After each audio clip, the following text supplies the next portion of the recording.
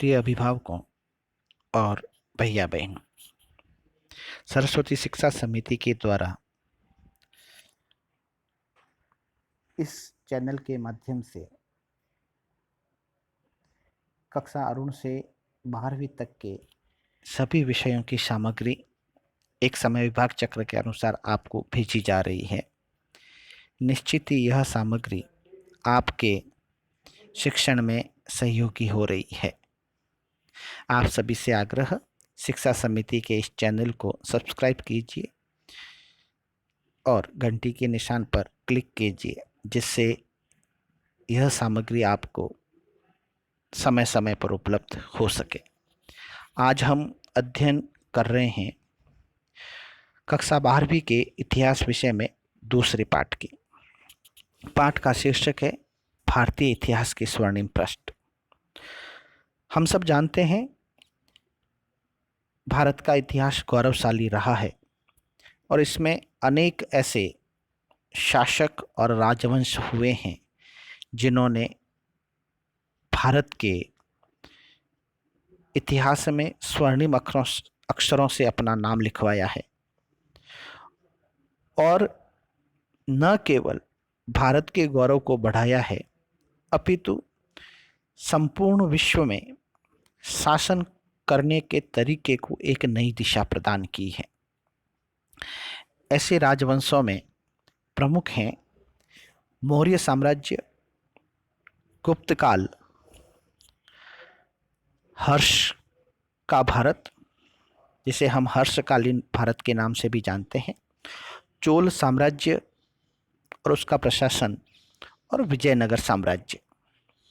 विजयनगर साम्राज्य में हम संगम वंश, सालो वंश और तुलु वंश का अध्ययन करेंगे। इस पाठ में हम प्रमुखता से इन 5 साम्राज्यों का अध्ययन करने वाले हैं। सबसे पहले आता है मौर्य साम्राज्य। मौर्य साम्राज्य का कालखंड ईसा पूर्व 322 से 185 वर्ष माना जाता है।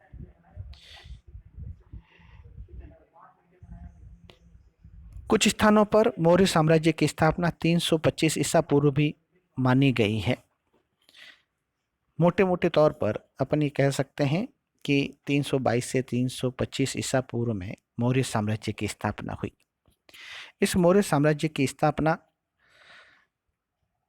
चंद्रगुप्त मौर्य ने की, अर्थात मौर्य साम्राज्य का पहला शासक चंद्रगुप्त मौर्य था।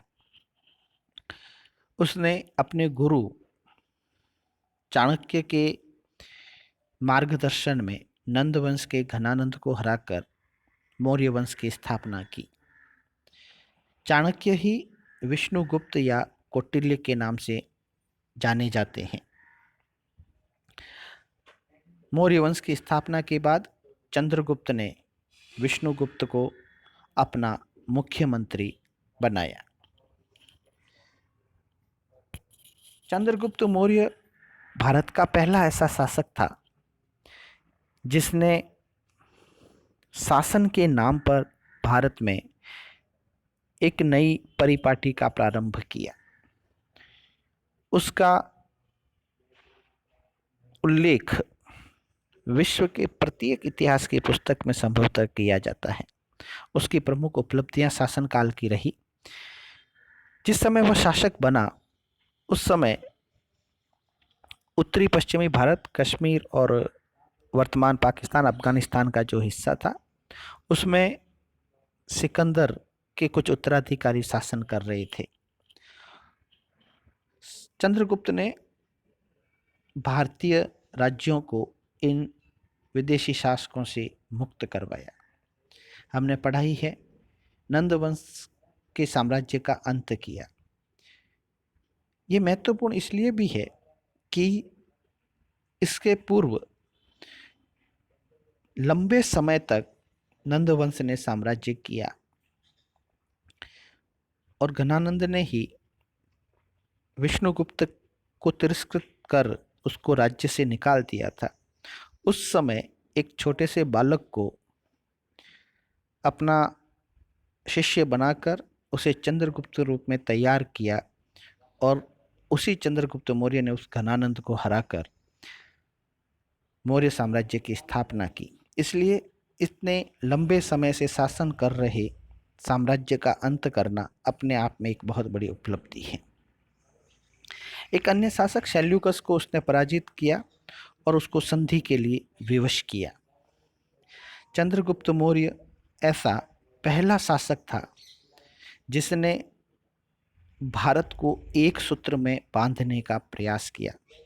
उसका सपना था संपूर्ण भारत को एक शासक संचालित करे, अनेक राज्यों के रूप में बंटे हुए भारत को एकीकृत करने का पहला प्रयास जिस किया वह चंद्रगुप्त मौर्य ने किया। चंद्रगुप्त मौर्य ने परंपरागत शासन प्रणाली को छोड़कर समय के अनुकूल नई शासन प्रणाली को स्थापित किया। उसने जो व्यवस्थाएं लागू की उनमें से बहुत सी व्यवस्थाएं आज भी हमको देखने को मिलती है और कुछ व्यवस्थाएं ऐसी थी जो वर्तमान में लागू नहीं है लेकिन आज भी प्रासंगिक लगती है। चंद्रगुप्त मौर्य विदेशी आक्रमणकारियों को रोकने के अंदर सफल रहा।